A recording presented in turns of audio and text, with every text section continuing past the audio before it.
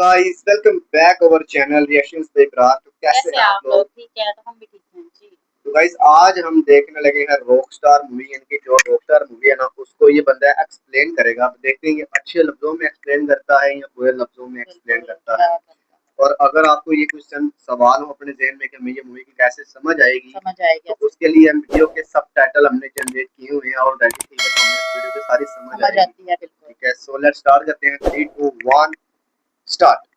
নায়ক দৌড়ে গিয়ে জাম্প করে আর দর্শক ক্যাচ ধরে, কিন্তু এই ভালোবাসা সবার ভাগ্যে জোটে না। कहता है जहाँ पे कह रहे हो पकड़ लेते हैं नाज़रीन, ये हर किसी की किस्मत में नहीं होता। ओह! समझ आई है भाई।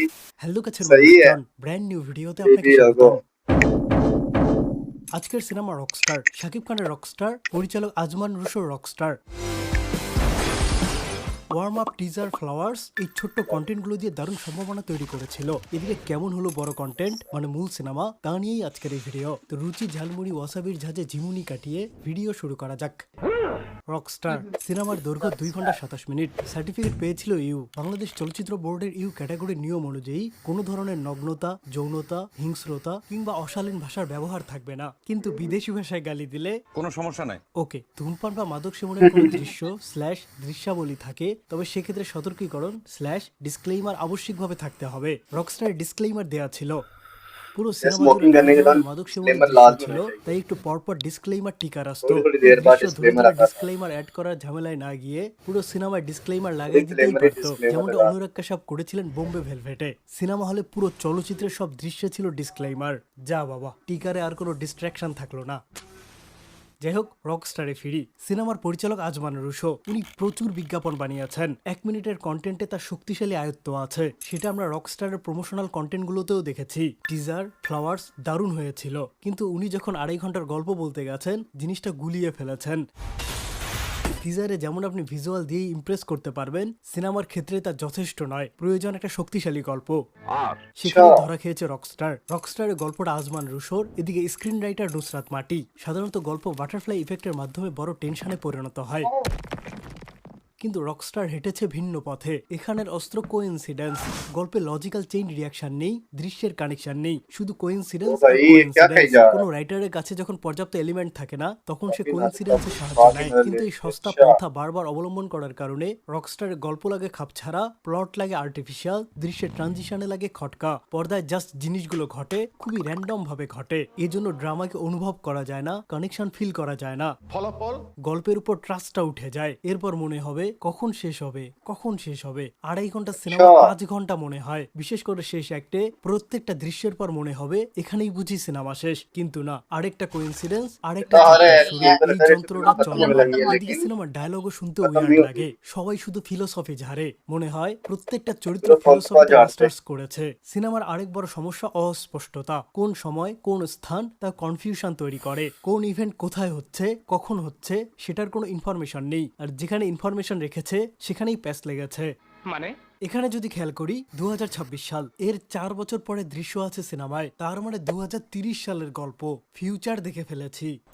এদিকে লোকেশন শিফটিং একদমই স্মুথ হয়নি। এক ইনডোর থেকে আরেক ইনডোরে নিচ্ছে, কিন্তু কোনো সেট আপ নেই। এক দৃশ্যে নায়ক গান গাচ্ছে, পরের দৃশ্যে আচমকা কুত্তা ছেড়ে দিচ্ছে। কোন ঘটনা কোথায় ঘটতেছে তা থেকে ধোঁয়াশায়। লোকেশন এস্টাবলিশ ঠিকঠাক করেইনি। এমনকি গল্পের কোর প্রেমটাও কেমন যেন অপরিণত। মিড কিউটের পর মাত্র এক দৃশ্যেই নায়িকা নায়কের ঘাড়ে মাথা রাখে। এক বাইক রাইডই গভীর প্রেম। অদ্ভুত স্টাফ। আমি যাব হারিয়ে। শুধু কি সুন্দর, সবার লুক সুন্দর, কস্টিউম সুন্দর, লোকেশন সুন্দর। সত্যি বলতে সিনেমা দেখতে খুবই ভালো লেগেছে। ভিজুয়াল দারুণ, ফ্রেমিং করা। ডিওপি আব্দুল মামুন ভালোভাবেই ক্যাপচার করেছেন। সাথে সিনেমার কালার প্রিমিয়াম ফিল দিয়েছে। এমন সুন্দর ভিজুয়াল বাংলা সিনেমায় খুব কমই দেখা গেছে। রকস্টার একটা স্ট্যান্ডার্ড সেট করলো। আমার বুকের ये तो मेरा ভেতর फेवरेट गाना সিনেমার है भाई। গুরুত্বপূর্ণ এলিমেন্ট গান, ভিন্ন ভিন্ন ধারার, ভিন্ন ভিন্ন ধাঁচের মিউজিক রাখা হয়েছে। हाँ ये प्रीति।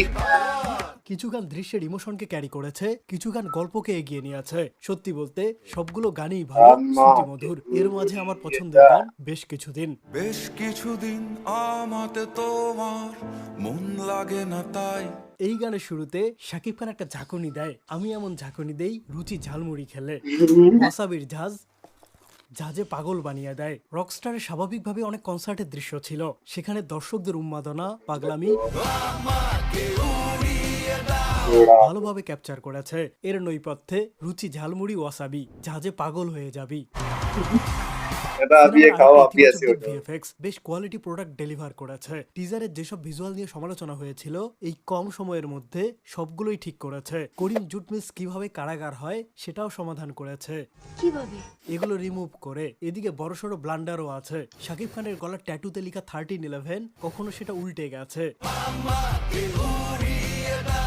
রকস্টারের গানের ভয়েসে ছিলেন আহমেদ হাসান সানি, গানগুলো লিখেছেনও তিনি। এদিকে সিনেমা লিখেছিল ওনার বউ, বলা যায় পারিবারিক কাজ।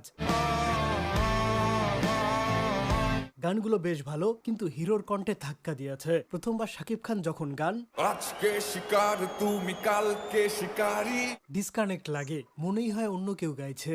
কেন দিন যে কাটে না कह रहा है कि এমন लिपसिंग musical आगे cinemaর पीछे জন্য এটা খুবই বড় ये একটা क्या है? ডাউনসাইড ছিল। রকস্টার ये কে तो हमने সিনেমায় देखी যদি नहीं है अभी तक রকস্টারকে मूवी। ফেক লাগে তাহলে হবে কিভাবে? जब हम देखेंगे স্বাভাবিকভাবে फिर সিনেমা बताएंगे। ছিল मुझे पता প্রচুর चलेगा গান। क्या যতবার শাকিব খান গাচ্ছিলেন সব কিছু ভুলে তোর হাতে হাতে রাখি ততবার খটকা লাগছিল। এখানে আরেকটা বিষয়, রকস্টারের কণ্ঠের গানগুলোর খুব ভালো প্রচারণা হওয়া উচিত ছিল। বাংলায় একটা প্রবাদ আছে, মিউজিক্যাল সিনেমায় গান পপুলার তো cinema popular. Hindi Rockstar, Aashiqui 2 साटा हाथ ऐसे था। কিংবা সাইয়ারা सैयारा तो রিলিজের আগে সবগুলোর গান ছিল সুপারহিট, যা সিনেমার রানে ভালো প্রভাব ফেলেছিল। এদিকে দেশি রকস্টারের ক্ষেত্রে তা দেখা যায়নি। সিনেমা হলে গিয়ে এতগুলো গান প্রথমবারের মতো আবিষ্কার করা সিনেমাকে হার্ম করেছে। যদি আমাকে না চাও গানের মাঝে দেখি রিয়েল ইউটিউব কমেন্ট ঢুকাই দিছে, 1000 সাকিবিয়ান দেখতে চাই। সেরা মেগাস্টার শাকিব খান, ঈদুল আজহার বেস্ট মুভি রকস্টার। রকস্টারের সঙ্গীত পরিচালনা করেছেন জাহিদ নীরব। গানের ক্ষেত্রে তার আয়োজন ঠিকঠাকই লেগেছে। মিউজিক অ্যালবাম হিসেবে রকস্টার বেশ সমৃদ্ধ, কিন্তু সিনেমার ব্যাকগ্রাউন্ড স্কোর ছিল হতাশাজনক। ফ্ল্যাশব্যাকের প্রথম দৃশ্য থেকেই দৃশ্যের সাথে স্কোর ম্যাচ করছিল না। নর্মাল কনভারসেশন দৃশ্য এখানে, কিন্তু স্কোর আসমানে, অনেক সংলাপ বুঝাই যাচ্ছিল না।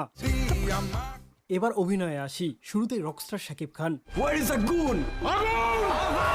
মিনি গানের ওয়ার্ল্ড থেকে বের হয়ে এমন এক্সপেরিমেন্টের জন্য তাকে ধন্যবাদ। রকস্টারে তার লুকগুলো ভালো ছিল, একদম ডিফারেন্ট, খুবই ফ্রেশ লেগেছে। এদিকে পারফরমেন্সে দুই রকম শাকিব খানকে পেয়েছি। উনি যখন নর্মাল চ্যাপ্টার প্লে করেছেন খুবই মেকি লেগেছে, আলগা অভিনয়। অন্যদিকে সিরিয়াস কিংবা স্যাড চ্যাপ্টারে আগুন আগুন লেগে আছে। শক্তিশালী यार दोनों कैरेक्टर में आग लगा दी। ইমোশনাল দৃশ্যে তার জন্য ফিল করাতে পেরেছেন। আগুনের কষ্টে মায়া লাগে, আফসোস হয়। আমার মনে হয় শাকিব খানকে সিরিয়াস ও আবেগ নির্ভর চরিত্রই বেশি বানায়, আর সেটা খুব ভালোভাবেই পুল করতে পারেন। সিনেমায় ফুল ছিল 3 জন, সাবিলা নূর, সুনিধি নায়েক, তানজিয়া জামাল, মিথিলা। এর মাঝে সুনিধি আপুর চরিত্র ছিল মাত্র 2 মিনিট। ফ্লাওয়ার্স টিজারে যতটুকু দেখিয়েছিল ঠিক ততটুকুই, এর বাইরে একটা इसमें shot फ्लावर নেই। में देखा तो এদিকে उतना ही মিথিলাও सीन খুব था বেশি मूवी স্পেস में है। পাননি, তবে তিনি গ্ল্যামার অ্যাড করেছেন। রকস্টারের মূল ফুল সাবিলা নূর খুবই ভালো অভিনয় করেছেন। পর্দায় তার উপস্থিতি ছিল প্রাণবন্ত, চরিত্রের আবেগগুলো খুব সুন্দরভাবে ফুটিয়ে তুলেছেন। সংলাপ এক্সপ্রেশন ছিল বেশ সাবলীল। শাকিব খানের সঙ্গে তার কেমিস্ট্রিও ছিল উপভোগ্য। নিজের চরিত্রের প্রতি পুরোপুরি সুবিচার করেছেন সাবিলা নূর। সিনেমায় শাকিব খানের বন্ধু কাম ম্যানেজার ছিলেন কাজী সাবির। আসলাম চরিত্রে তার কাস্টিং ভালো ছিল, অভিনয় ঠিকঠাক, কয়েকটা জায়গায় একটু শেখি ছিলেন। এছাড়া আগুনের বাবার চরিত্রে ছিলেন তারিক আনাম খান, মায়ের চরিত্রে রোজি সিদ্দিকী, আর গুরুত্বপূর্ণ দাদির চরিত্রে দেখা গেছে দিলারা জামানকে। কাস্টিং ভালোই হয়েছে। সব মিলিয়ে যদি বলি, রকস্টারের প্রচেষ্টার কমতি ছিল না, সম্ভাবনাও ছিল ভালো, কিন্তু কেন সাফল্য পেল না এবার সেই আলাপে আসি। রকস্টারকে বেস করে অনেক সিনেমা আছে, আজমানুষও সেগুলো থেকে বের হয়ে ডিফারেন্ট কিছু করতে চেয়েছেন, তবে তা পুরোপুরি পারেননি। হঠাৎ দেখি শাকিব খান রণবীর কাপুরের মতো জঙ্গল নিয়ে লেকচার দিচ্ছে। রকস্টার স্কেল, আয়োজন, মেকিং এ কোনো কমতি ছিল না। ঝামেলা হয়েছে বুননে। একে তো প্রপার গল্প নেই, দ্বিতীয়ত ফিলারগুলো খুবই ক্লিশে। অন্যদিকে র্যান্ডম স্টাফ, যোগসূত্রবিহীন দৃশ্য, অ্যাম্বিগুইটি দর্শককে বারবার গল্প থেকে বের করে দিয়েছে, যার ফলে সিনেমা হলে মানুষ একটু পরপর মোবাইল বের করে স্ক্রল করা শুরু করেছে। সিনেমার দৈর্ঘ্য সহজেই 20 থেকে 25 মিনিট কমানো যেত। বোরিং। শাকিব খানের শেষ 2 সিনেমা প্রিন্স আর রকস্টার, দুইটা 2 মেরু সিনেমা। अभी सोल्जर आने वाली है भाई জন্য ছিল, अक्टूबर में। তারপরে ওয়াচ করেনি। কারণ কি? মেকিং খারাপ, গল্প ভালো না, VFX ये तो भाई জঘন্য। नेक्स्ट অন্যদিকে लेवल, ये तो हमने রকস্টারের देखी है। হাই इसके बारे में মেকিং रिव्यू ভালো, भी दिया ভিএফএক্স दिया हुआ है, ভালো, सही। একদম প্রিমিয়াম কন্টেন্ট, তারপরেও ওয়ার্ক করলো না শুধুমাত্র গল্প আর স্ক্রিন প্লের কারণে। দিন শেষে যাই বানান, যেভাবেই বানান, গল্প দর্শককে কানেক্ট না করলে মাথা নষ্ট ভিজুয়াল দিয়েও কাজ হয় না। হোপফুলি আজমান রুশুতা বিবেচনায় নিয়ে গল্প ঠিক রেখেই পরে সিনেমা বানাবেন, আর শাকিব খান তো ফিরবেন, এটা জানা কথা। তো আজ এই পর্যন্তই। ভিডিও ভালো লাগলে সামাজিক কাজে লেগে পড়ুন। আর একটা বিষয়, গত কয়েক বছরে আমাদের সিনেমায় বড় একটা পরিবর্তন এসেছে। রুচিশীল সিনেমা আসছে, মানুষও আগ্রহী হচ্ছে। এই ধারা চলতে থাকুক, রুচি থাকুক আমাদের সব বিনোদনে। খুব শীঘ্রই দেখা হবে নতুন ভিডিওতে। বেশ কিছুদিন আমাতে वो कह रहे हैं कि मूवी अच्छी थी, मतलब कोशिश उनकी अच्छी थी।